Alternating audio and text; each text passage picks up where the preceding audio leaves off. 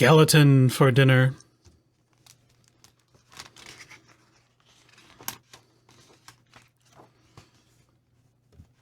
One day, Big Witch and Little Witch decided to brew a stew.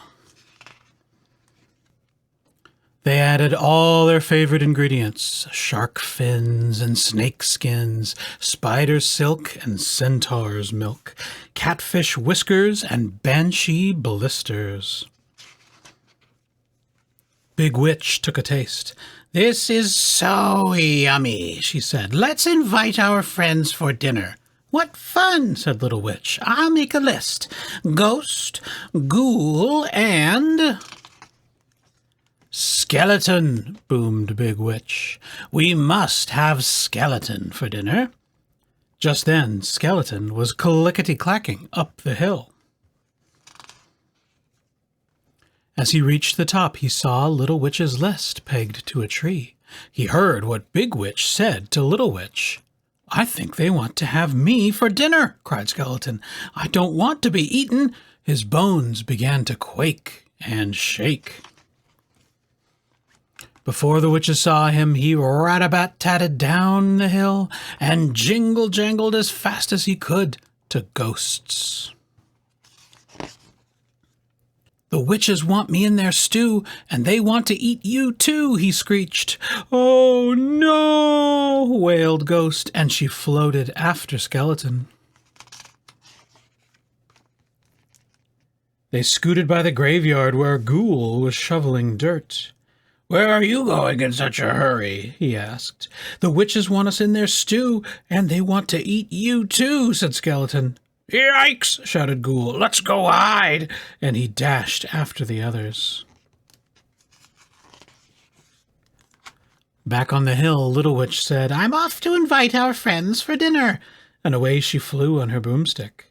But when she got to Skeleton's, he was nowhere to be seen. "Maybe he's at Ghost's," thought Little Witch. But she didn't see anyone at Ghost's house either. "I bet they're all at Ghoul's," thought the Little Witch. She zoomed to the graveyard. It was as quiet as the moon. "Where is everybody?" said Little Witch. "How can I invite our friends for dinner if they've all disappeared?" She flew back to the top of the hill. "I couldn't find anybody at home," she told Big Witch. "I guess we'll have to eat our stew all by ourselves. And I was really looking forward to our party." She took down the sign and began to cry.